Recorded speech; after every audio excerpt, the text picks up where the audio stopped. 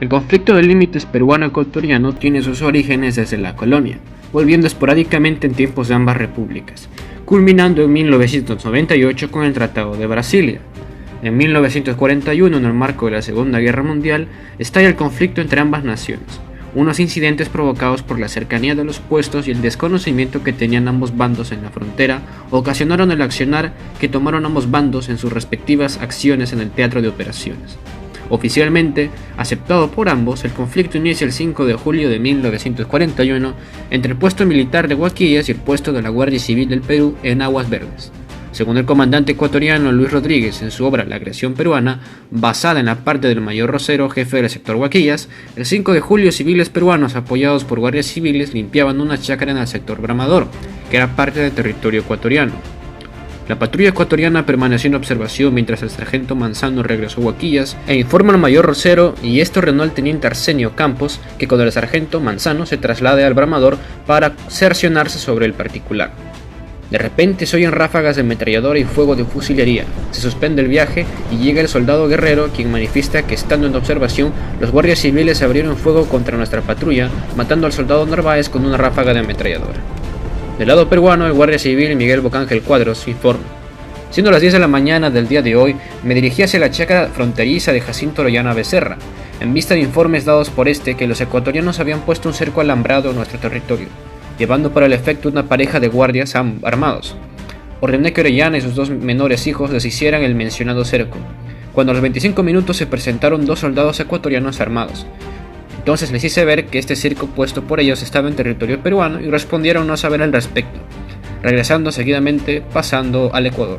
Presumiendo que iban a comunicar a los suyos del hecho y quizá regresasen con refuerzos, mandé al cuartel a uno de los hijos de Orellana para que al cabo Humberto Chacón Santa Cruz viniera con un fusil ametrallador y 6 hombres armados, los que llegaron a poco rato, estableciendo con estos un servicio de vigilancia en aquel sector, dándoles por consigna que hicieran fuego a mi voz o cuando ellos fueran atacados por el enemigo.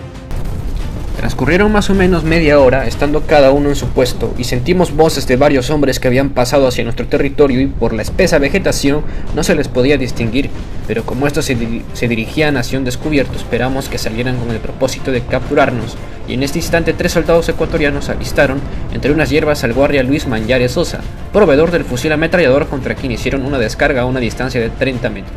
Al que de inmediato respondió el fusil ametrallador, mosquetón y los fusiles nuestros, habiéndose constatado la caída de 2 de los atacantes. Como quiera que haya iniciado el fuego, este se propagó en diversos puestos de la frontera, una chispa que encendió varias velas. Después de 30 minutos de fuego, los guardias civiles se retiraron a sus posiciones informando por telegrama de lo sucedido, siendo en total 14 hombres. Los fuegos aún no habían cesado y los ecuatorianos iniciaron el contraataque de la siguiente forma: el ala izquierda sur, el segundo pelotón, enfrentando al carretero y una pieza antiaérea de 20 mm vereda. En el centro el primer pelotón y a la derecha por el Bramador el tercer pelotón, siendo en total 93 soldados.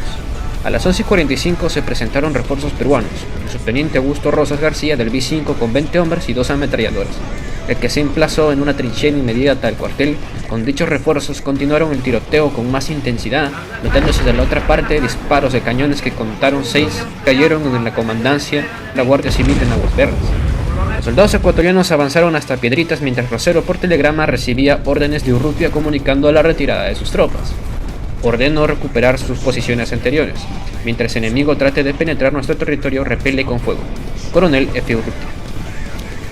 Los ecuatorianos cesaron los fuegos mientras se retiraban a su línea de frontera, por órdenes de Urrutia. En ese instante los guardias civiles iniciaron los fuegos, pero al ver que ya no respondían, cesó. Los soldados peruanos del batallón de infantería número 5 en el cuartel Coloma, donde se encontraba la tercera compañía bajo el mando del capitán Escarnio, recibieron noticias del incidente en el instante en que fue informada. Ante el desconcierto, la oficialidad se ponía de acuerdo. Solo después de pasado una hora comunicaron al personal del ataque a Aguas Verdes, y a las 13 horas el comandante del B-5, Carlos Miñano Mendocilla, ordena la salida de la compañía. Siendo a las 14 horas desde el río Piedritas, los morteros del B-5 al mando de Julio Díez Quiñones disparaban en territorio ecuatoriano, sin ser respondido por estos. Llegando los soldados de la tercera compañía, se encontraron con la primera compañía de fusileros y una sección de morteros 81 del B-5, todos ocupando sus posiciones durante el tiroteo hasta las 16 horas. El personal del batallón dejó el puesto proveyendo a 46 hombres en dicho punto. Esta situación fue inesperada. Prueba de ello, la demora con que los oficiales en el cuartel Coloma acordaron decisiones para defender Aguas Verdes, el tiempo en el cual se presentaban las compañías o secciones con diferencia de intervalos. El desconocimiento de la frontera de facto jugó mal. 6 de julio se reinicia el tiroteo, a las 12 horas en Aguas Verdes y Las Palmas hasta el Guasimo. La aviación se hace presente y bombardea Huaquillas y Arenillas. Sin embargo, el cuartel de Arenillas queda intacto.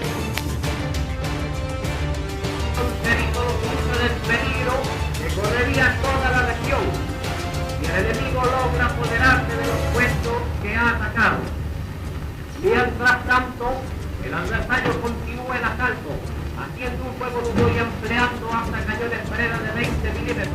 La Guardia Civil, con el objetivo de establecer la debida vigilancia de las fronteras para impedir el contrabando, se acordó crear, tanto en los puntos donde hubiera oficinas aduaneras, como en los que no existían, una serie de puestos de policía distribuidos según hemos visto anteriormente. Estas fuerzas, cuya misión era exclusivamente la de vigilar las posibles vías de infiltración, estaban compuestas de efectivos reducidos. Complementariamente vigilaban asimismo las fronteras a fin de controlar cualquier incursión de elementos militares a través de ella. En este sentido, dichas fuerzas informaban al comando de las actividades que pudieran producirse, medida muy acertada dado los continuos incidentes que venían originándose con tal motivo durante un largo periodo de años. El pequeño contingente de tropa establecido en la frontera con el Ecuador se elevaba a 250 hombres, al mando de 7 oficiales. Hay que tener en cuenta que la extensión de la frontera en ese frente era de 500 kilómetros y que el escaso número de la tropa antes citado debía cubrir 30 puestos, de los cuales solo los del Caucho y Guasimo absorbían 26 hombres cada uno. El gobierno peruano no recurrió nunca al empleo de fuerzas regulares. Al inicio de las acciones el 5 de julio, las fuerzas de la Guardia Civil en Aguas Verdes eran 14 hombres. Sin embargo, para el 23 de julio comenzaron a venir contingentes de la Guardia Civil y aumentaron a más de 35 hombres.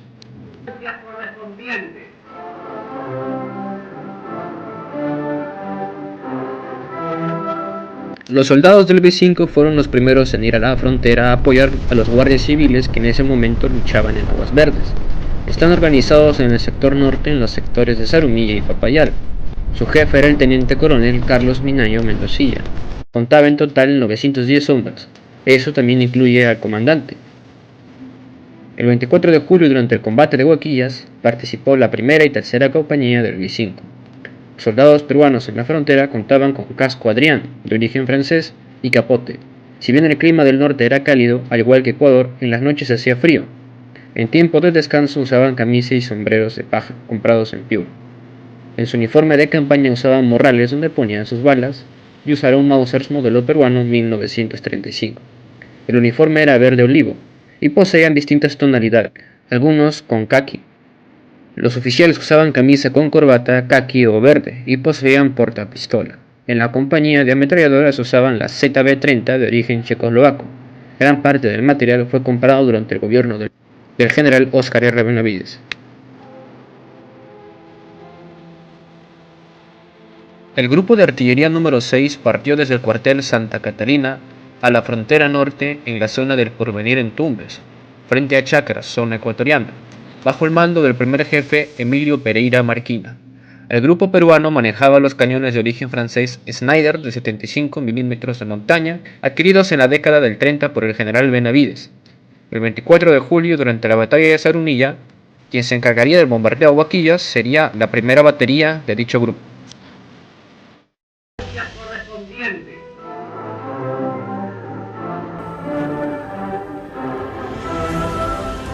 El regimiento de caballería número 5 estaba al mando de Hernán López Cárdenas. En el combate de Huaquillas participó el segundo escuadrón de dicha unidad, constando de 81 hombres.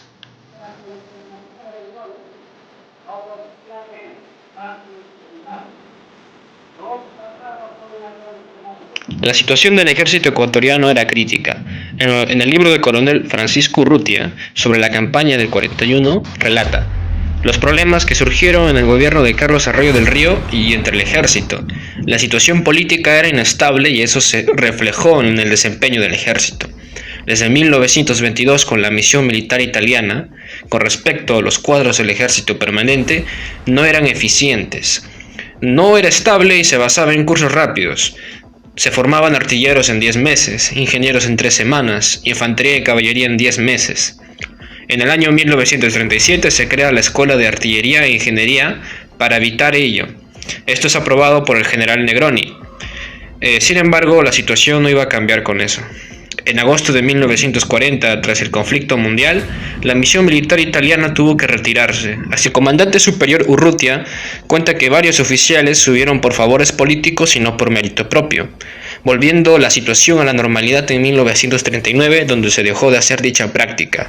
El material del ejército solo contaba con armas traídas de la misión militar chilena, como los cañones Krupp, y armas de la misión militar italiana, como los cañones Breda. En lo que respecta al ejército permanente, no se realizaron muchas maniobras por falta de fondos. Todo ello va a repercutir en la preparación del ejército ecuatoriano. La información que hago mención refiere al coronel Urrutia, pero al parecer él subestimaba a la fuerza peruana. El canciller Tobar Donoso, en una de sus obras, La invasión peruana, escribe: la presencia de esos 4.000 hombres solo es una cobertura, pues el Perú, según cálculos, debería movilizar en caso de guerra alrededor de 200.000 hombres. Con todo esto, debo afirmar que el Ecuador está en superioridad al Perú, por elemento raza. Los ecuatorianos son de índole guerrera, mientras los peruanos son pacíficos. Eso se refiere a las palabras que dijo Urrutia en una de sus reuniones. El sargento segundo Víctor Sardán Tucto menciona: respecto a sus uniformes, eran muy mal organizados. Algunos usaban cascos y otros cristinas, otros gorra. Sus vestidos eran de color blanco y otros amarillos. No usaban fortinura o cartuchera para municiones. Usaban morral como estudiantes de escuela. Las morrales contenían gran cantidad de municiones y de marca Dundun. Era una dimensión distinta a las balas peruanas. En Huaquillas, el mayor Luis Rosero era el jefe ecuatoriano de dicho sector. Tuvo 164 soldados bajo sus órdenes, conformado por 106 del batallón Cayambe, 23 de la sección antiaérea, 35 del batallón Guayas, y contaban también con carabineros. Según el libro Ejército Ecuatoriano en la Campaña Internacional, durante el combate también entraron las unidades del Mariscal Sucre, un grupo de artillería, y la unidad de ingenieros Córdoba. Sin embargo, en dicho combate, el grupo de artillería Mariscal Sucre no entró con los cañones Bikers. De ello se queja Urrutia en otra página. A pesar de todos estos inconvenientes, la resistencia ecuatoriana en Huaquillas sería feroz, aprovechando el terreno para tratar de evitar el avance peruano. Este es el terreno donde se libraron las acciones del 23 y 24 de julio en Ecuador y el combate de Huaquillas. Como se puede apreciar, la zona de Piedritas, que según la versión ecuatoriana, aquí había un puesto de carabineros que fue ocupado por las tropas peruanas. En el combate del 5 y 6 de julio, en el combate del 5 de julio, tropas ecuatorianas vuelven a recuperar el puesto de Piedritas, pero Urrutia los obliga a volver a la frontera por el cumplimiento del status quo. Los peruanos, por una parte, ese 5 de julio, en la zona de Piedritas, habían puesto morteros. Este mapa, el que he puesto encima, no es muy exacto, que digamos, porque cuando lo he superpuesto en lo que ahora es el terreno actual, ha cambiado demasiado. Por ejemplo, los trabajos de descolmatación en el río Zarumilla han modificado totalmente el curso del río, la morfología del río. Es por ello que no es muy identificable la zona de hoy con la zona actual, la zona de ayer con la zona actual. Huaquillas es un caserío, bajo la jurisdicción del cantón de Santa Rosa. La gente que vivía se dedicaba a la agricultura y a la producción de tabaco. Tenían un puerto natural, que es el de Hualtaco, y ahí en Huaquillas vivieron 200 personas. Se le considera caserío, aunque algunas personas la consideran como una hacienda pequeña. Algunas personas.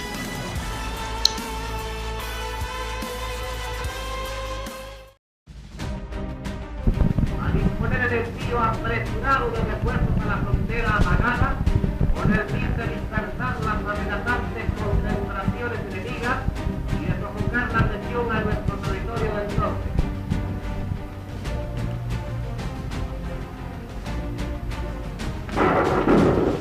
Al amanecer el día 23, a eso de las 6 horas, fue roto el silencio por una ráfaga de ametralladora, al parecer de los nuestros, pero que fue el inicio de un tiroteo intenso por ambos bandos, especialmente por parte de las tropas ecuatorianas. Pasado el mediodía se recibe una orden superior en el sentido de avanzar hacia Huaquillas, y cruzando el río las tropas peruanas nos internamos en territorio enemigo, avanzando un buen trecho. Durante el avance, el fuego enemigo era infranqueable, y por haberse agotado la munición nos vimos obligados a replegarnos a nuestras trincheras, siendo más o menos las 5 de la tarde. El día 24 nuevamente se reanudan las acciones y una vez más se recibe la orden de tomar Huaquillas, para cuyo efecto se emite la orden de operaciones por el capitán de la tercera compañía, de la cual formó parte como sargento primero documentario. Y aquí tenemos el orden de operaciones del día 24 de julio.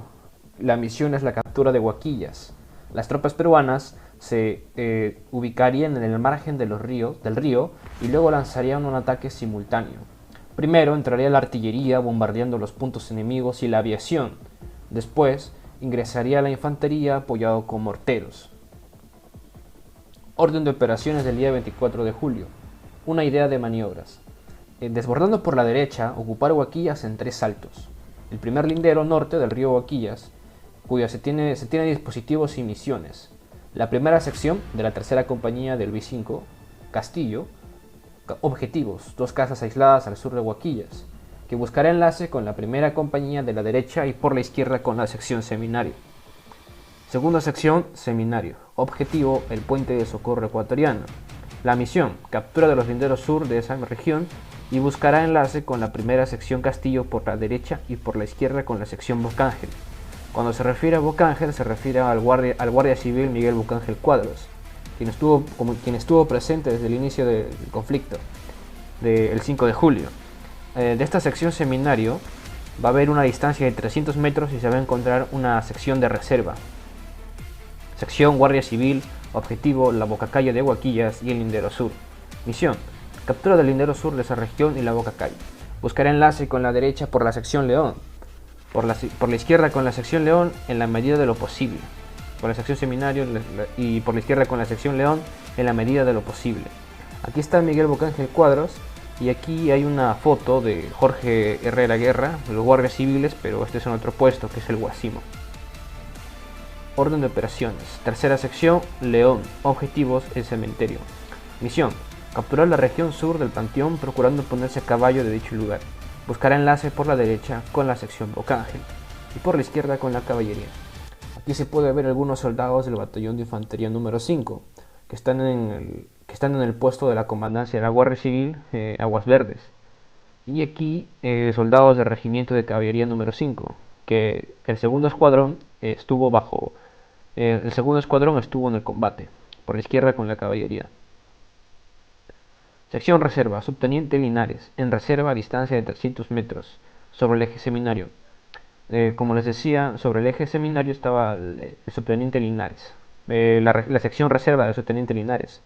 Aquí algunas fotos de oficiales del B5 y los hermanos Concepción y Jesús Romero Vázquez. De ellos vamos a hablar más adelante. Base de fuego: establecerse sobre el lindero sur de Huaquillas en condiciones de desplazarse por escalones. La misión es proteger el avance de la compañía, procurando silenciar las armas automáticas que se presenten. Va a estar acompañado de un grupo de morteros de 60 milímetros. Se dispone de apoyo de artillería. Enlace por el fuego. Transmisiones por corredores. Esta foto es de transmisiones número 1. La unidad de transmisiones se encargaban tanto de apoyar a la infantería, o sea, podían mandar municiones o refuerzos, y se encargaban de poner enlace o de comunicar a los respectivos puestos de comando. Nos va a contar más tarde Heriberto Corrales, sargento primero documentario, sobre este hecho. Y bueno, las órdenes de operaciones del combate. Tenemos 2 croquis. Uno es del comandante Rodríguez, ecuatoriano, y otro también es ecuatoriano. No he encontrado croquis peruanos, pero es bastante fiel. Con respecto a las tropas peruanas, nos da una idea de que se colocaron en el río Cerumilla. El que está acá al lado es un mapa aproximado, y ya que no se parece en nada a este es más completo, más gráfico. Esto de aquí es más una aproximación, pero es de forma correcta y muestra los dispositivos donde estaban sus tropas ecuatorianas. Aquí se puede ver cómo es el caserío, pero aquí se lo ve de forma rectangular. No nos puede dar mucha información de cómo estaban las tropas peruanas.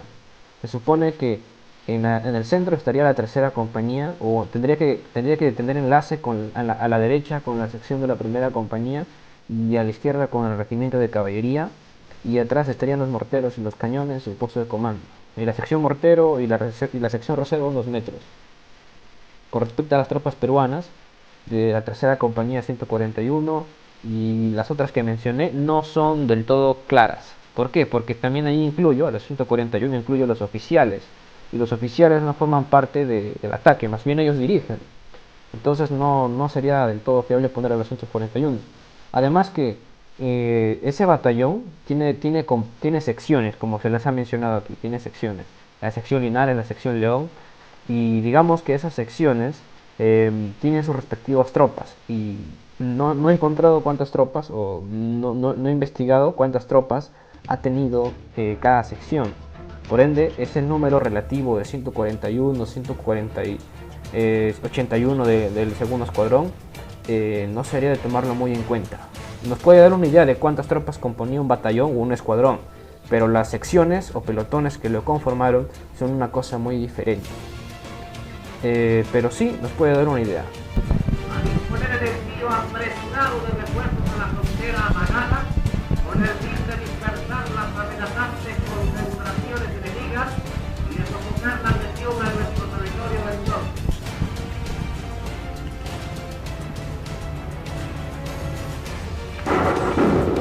Cuando estalló el conflicto fronterizo con Ecuador, muchos jóvenes de distintas partes del Perú se alistaron, sea por convicción, amor a la patria o por servicio obligatorio. La historia de esta familia inicia en 1883. La feroz batalla de Huamachuco se libraba, la última de la Guerra del Pacífico. Siempre estaban presentes las montoneras del Teita Cáceres. Tras la derrota peruana, los montoneros que quedaron se desperdigaron para no morir fusilados por los soldados chilenos. Uno de ellos se apellidaba Vázquez. Cruzó las Punas en retorno a su pueblo y en una choza encontró ropa y se quitó el uniforme para no ser reconocido como desertor. Bajó hasta el río Marañón, hasta la viña, y la cruzó por una oroya, llegando a lo que ahora es Chiliá. Allí conoció a su esposa y tuvo su descendencia. Tendría su hija, Martina Vázquez Sandoval. Ella se casaría con Pedro Romero y tendrían 2 hijos en la hacienda Navibamba, que pertenece a Chiliá. Los hijos son Jesús y Concepción Romero Vázquez, y con sus 5 primos se enlistaron para luchar en la frontera norte. La familia se enlistó en la tercera compañía, donde pronto entrarían en combate. Desde las costas del Callao nace en la hacienda Bocanegra Humberto Casanave Beliochaga, que luego de culminar sus estudios secundarios en el seminario de Santo Toribio, se enroló en la escuela de clases de caballería a los 18 años en la Escuela Militar de Chorrillos, hasta 1939. Sirvió en los años 40 en el Regimiento de Caballería número 5. En Huaquillas, Casanave participó como morterista en la compañía de acompañamiento, utilizando sus morteros de 81 milímetros contra Huaquillas. Como sargento primero documentario estaba Dilberto Rodríguez Corrales. Nace en Arequipa, en Matlao. Desde muy chico se le inculcó el amor a la patria y se destacó mucho en los deportes, en especial en el básquet y fútbol. Desde 1936 se disciplinó en la Escuela Militar de Chorrillos. Ya en 1941 se destacaría por su acción en la Jornada de Huaquillas. Como se puede ver, fueron de distintas partes los hombres que acudieron a defender la patria.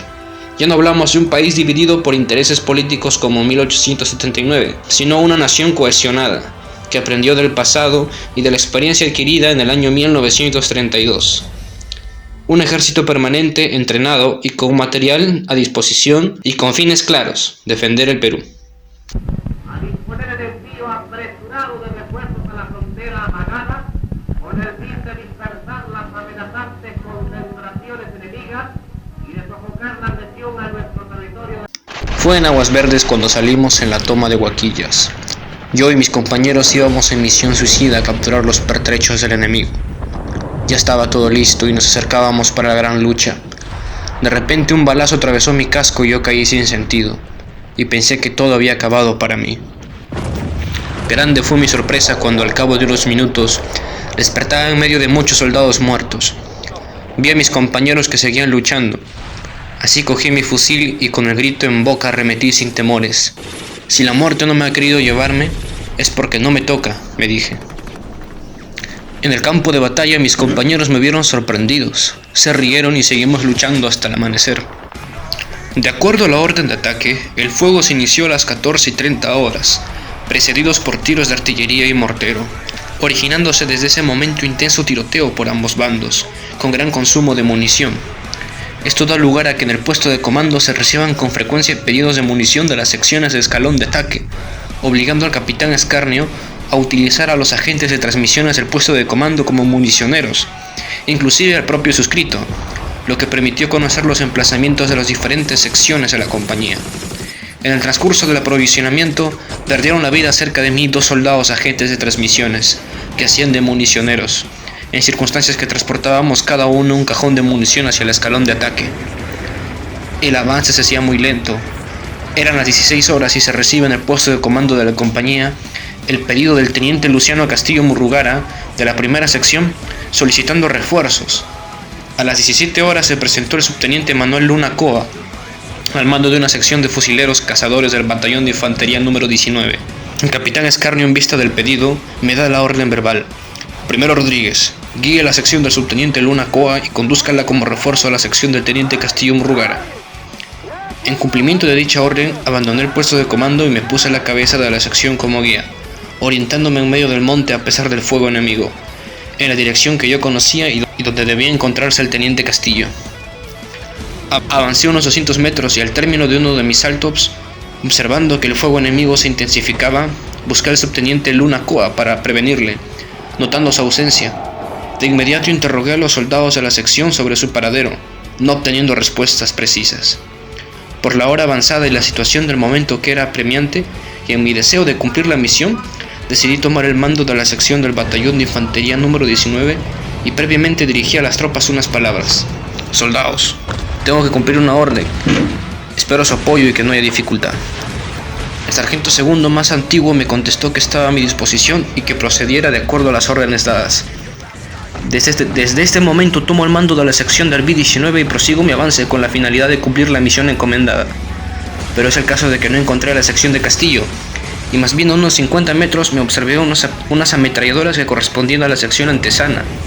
Se me acercó luego el sargento segundo Francisco Mora Líbano, quien me dice: un poco más y abro fuego, pues estos soldados que usted me conduce son desconocidos para mí.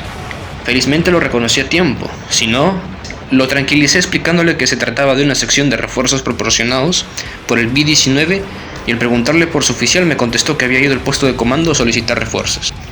Ante tanta contrariedad, aparte de lo penoso de mi desplazamiento por la espesa selva, el fuego del enemigo, combatientes heridos y otros factores influyeron para tomar una decisión, la que hice del conocimiento del sargento Mora, agregando que no tardaba en oscurecer y que mi intención era desplazarme hacia Huaquillas. En el momento el sargento Mora consultó con su tropa y, no obstante la ausencia de su oficial, decidió acompañarme. El día 24 emprendimos el ataque y, siendo las 13 horas, cruzamos nuevamente el río Zarumilla. Desgraciadamente, en un momento dado nos dimos cuenta que las tropas que iban adelante nuestros se habían replegado sin que nos percatáramos debido a la espesura del monte y lo desconocido del lugar. La sección quedó sola y aislada en territorio enemigo, y con la finalidad de replegarnos, el oficial de mi sección, Abraham Antesana, dispuso que el sargento segundo Francisco Mora Líbano fuera el puesto de comando a solicitar ante el mayor Oliveros que enviara tropa para proteger nuestro repliegue. Sin embargo, hecho la diligencia, la respuesta del oficial fue el repliegue de la tercera sección. El subteniente Antesana reaccionó con cierta ira y nos dijo: ustedes se quedan a cargo de la sección mientras voy personalmente a hablar con el oficial. Ustedes no tienen por qué avanzar ni un paso adelante, ni tampoco hacer fuego con las armas hasta que no sean atacados por el enemigo. Dicho esto, se retiró del puesto de comando. En estas circunstancias, yo y mi sección permanecimos tal como lo ordenó el sargento de sección, cuando de repente hace su aparición un grupo de soldados para nosotros desconocidos, que después supimos que era el B-19, comandado por Edilberto Rodríguez Corrales, quien nos preguntó si estábamos dispuestos a acompañarlo a tomar Huaquillas, a lo cual asentimos con júbilo. Durante el avance se nos ordenó que hiciéramos todo tipo de tiros y gritos, y así lo hicimos gritando. La valiente decisión de la tropa, el deseo de vengar la muerte de los soldados agentes de transmisiones, caídos muy cerca a mí, y de terminar con los ataques del enemigo, me llevaron en forma audaz a seguir avanzando con la firmeza de capturar Huaquillas, no obstante no tener ninguna orden y llevar la responsabilidad de conducir dos secciones que no eran mías. En resumen, mi decisión estaba tomada. Este día conquistaríamos la posición enemiga. Los fuegos habían cesado en ambas partes. Un tiro que otro en forma aislada se escuchaba. En este silencio, continuaba mi avance con cautela hasta que encontré una trocha que posteriormente confirmé conducía a Huaquillas. El 24 de julio, a las 6 de la mañana volvimos a hacer fuego hacia el enemigo. Para poder avanzar hacia el río, tuvimos que hacer un túnel y así avanzamos al otro lado, o sea, Ecuador, perdiéndose varios hombres como el sargento Cubas Cóndor, que era el mejor lanzador de granadas, el sargento Manuel Espinel, uno de los mejores fusileros. Continuamos el avance y llegamos a unos sembríos de tabaco que nos sirvieron de camuflaje. Al día siguiente salimos a hacer reconocimiento del terreno enemigo y nos dimos con la sorpresa que nuestros fusiles lanzagranadas habían hecho blanco en el lugar donde había estado nuestro enemigo. Avanzando hacia aproximadamente unos 10 metros, encontramos al trompeta de guerra que le había impactado una granada destrozándole la trompeta y su cuerpo. La sorpresa más grande fue encontrar una pieza antiaérea, la cual trasladamos al local de la Guardia Civil en Aguas Verdes, donde nos dimos con la sorpresa que el enemigo había dado muerte al policía Valderrama. Gracias a la iniciativa de uno de mis soldados que trepó a un árbol elevado, conocimos que al final de la trocha, a unos 200 metros, se divisaban casas aisladas y la bandera ecuatoriana. Esto lo confirmé al trepar al mismo árbol para observar lo que tenía por delante, comprobando la veracidad de esta apreciación. El hecho me agradó sobremanera y me llevó a organizar el asalto, para cuyo efecto, previo arenga a la tropa, los indiqué la forma como debíamos realizarlo. El objetivo, Huaquillas a la vista. Vamos a desplazarnos unos 100 metros más aprovechando el terreno con mucho cuidado. Nos vamos a organizar en un asalto, les dije, el mismo que se llevará a cabo a mi voz, acompañado de una ráfaga de ametralladoras, todos al mismo tiempo a abrir fuego y gritar fuerte. En efecto, metimos tal bulla y zafarrancho de combate que logramos confundir y sorprender al enemigo, causando el impacto de que los estaba atacando todo un batallón. ¡Viva el Perú! ¡Disparen los morteros! ¡Avancen los tanques! Todo esto sufrió efecto, pues los soldados ecuatorianos abandonaban sus puestos de defensa. Continuando nuestro avance incontenible, y luego de acallar varios puestos de resistencia enemiga, alcanzamos a divisar las primeras casas de la localidad de Huaquillas, las que sin compasión se le metió ráfaga de metralla con la idea de que hubieran soldados. De esta manera ingresamos a la plaza de Huaquillas, donde encontramos varios muertos en las calles y frente a un edificio está avisada la bandera ecuatoriana, la cual bajamos y pisoteando dicho símbolo, nos agrupamos alrededor del primero Corrales, que impidió hurras para el Perú. En nuestro avance observamos la huida de los soldados ecuatorianos, quienes dejaban sus trincheras, cascos regados, munición, armamento y corrían en distintas direcciones. Nosotros, a los gritos de «¡Abajo los monos! ¡Viva el Perú!», continuábamos imparables y en franca victoria. Fue un eufórico momento el que se vivía. De inmediato nos fuimos hacia el puesto de comando ecuatoriano, donde está avisada aún la bandera del país enemigo, y la arriamos entre el ensordecedor griterío vivando nuestra sentida nacionalidad peruana. La oscuridad de la noche había aumentado, pero la emoción del momento y el deseo de dar parte a mis jefes de este hecho glorioso nos motivó a continuar el avance, dando una vuelta a todo el perímetro de Huaquillas para finalmente tomar la carretera de Huaquillas a Aguas Verdes y llegar por esta vía al puesto de comando de la CIA. Esto ocurrió más o menos a las 6:30 de la tarde. En esos instantes se escuchó sonar una corneta a nuestras espaldas y cuando dirigimos nuestras miradas vimos un grupo de soldados ecuatorianos que nos apuntaban con sus armas. Instantáneamente nos tiramos al suelo mientras una ráfaga de ametralladora disparada por el soldado Simeón Orozco, tirador de la pieza, abatió el grupo de soldados que nos iba a liquidar. Un milagro la actitud del soldado Orozco, quien no se había sumado a la algabaría. Al presentarnos vencedores con mi tropa fui recibido primero con gran sorpresa, notando luego una mezcla de regocijo y emoción, pues al recibir las felicitaciones por el éxito noté en los ojos de no pocos oficiales que los tenían inyectados en lágrimas. En el referido puesto de comando se encontraba el jefe del sector mayor Enrique Olivero, los capitanes Artemio Carvajal, Francisco Escarnio, Julio Díez Quiñones, los subtenientes Renán Rebolledo, Rodolfo Seminario, Pedro Marzano y otros oficiales. Simultáneamente con abrazos y felicitaciones me decían: «Pecoso, ya eres oficial, tu acción merece un ascenso inmediato». Acto seguido procedí a hacer entrega de los prisioneros que habían conducido mi tropa, a la vez que los fusiles ametralladoras capturados en los emplazamientos de Huaquillas y la bandera ecuatoriana arriada del puesto enemigo. Momentos después, el capitán Escarnio me dio una orden verbal: «Primero Rodríguez, usted ha conquistado Huaquillas y por lo tanto va usted a resguardar la población que ha capturado». Para el cumplimiento de la disposición, me fue entregada una sección de fusileros cazadores del B-5, partiendo en la oscuridad de la noche, a las 19:30 horas aproximadamente a ocupar Huaquillas en cumplimiento de la orden recibida. Quedaba atrás la fatiga, el cansancio y el hambre. No habíamos probado rancho desde el día anterior, solo importaba consolidar la posición. Me personé el puesto de Aguas Verdes y solicité la bandera nacional para izarle Huaquillas.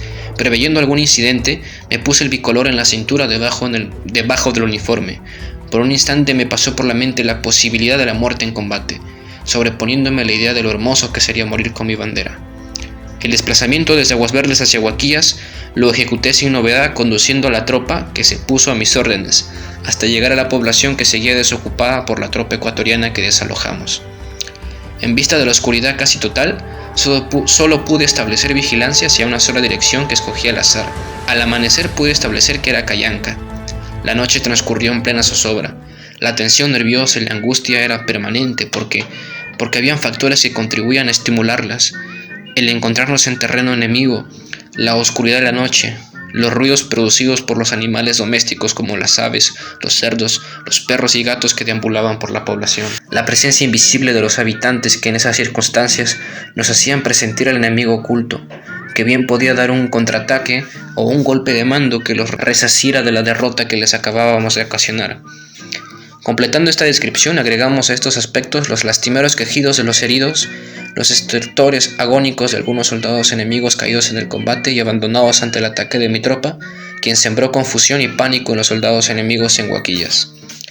Con las primeras luces del día 25, procedí a izar el sagrado bicolor patrio en el mástil donde antes flameaba la bandera ecuatoriana, exponiéndonos, como lo comprobamos después, a las balas enemigas que más de un tirador emboscado nos disparó. Inicié también la reorganización del servicio de vigilancia y establecí vigías y escuchas adelantados en las direcciones de Hualtaco y Callanca. Luego ingresamos a Huaquillas, las tropas del B5 haciéndose presente el capitán Escarnio, quien me interroga: ¿en qué dirección ha visto fugar al enemigo?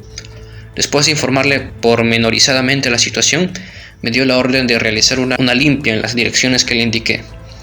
Antes de partir a efectuar la limpia, precisé los emplazamientos de los cañones Breda de 20 milímetros que se encontraban en dicha población y alrededores. Durante la limpia, mi personal recogió apreciables cantidades de armamento y munición abandonados por el enemigo. Hasta aquí el relato verídico de los hechos consumados en la conquista de Huaquillas, hechos que el destino me deparó y los que tuve el honor de ejecutar con clases y soldados para la gloria del ejército peruano y de nuestra querida patria. Sobre los hermanos Jesús Romero Vázquez y Concepción Romero Vázquez, ellos formaron parte del ataque en la tercera compañía del B5.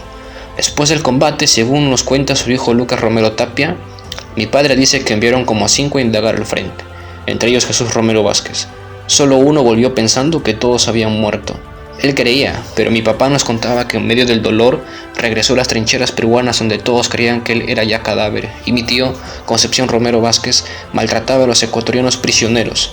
Se arrastró con la mandíbula colgando, solo apretada con un pañuelo y una herida en el hombro. Todo presume que esto ocurrió después del combate, ya que para que haya prisioneros ecuatorianos y para que haya vigilancia con 5 soldados, es probable que haya sido mandado a vigilar los puestos de Callanca y Hualtaco, y que en una de las emboscadas ecuatorianas haya ocurrido este hecho.